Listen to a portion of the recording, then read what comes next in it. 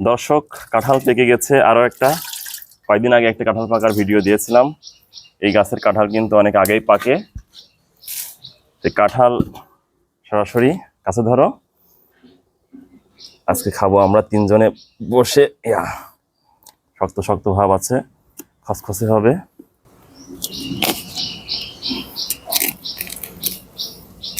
কাছে নিয়ে আসো একদম।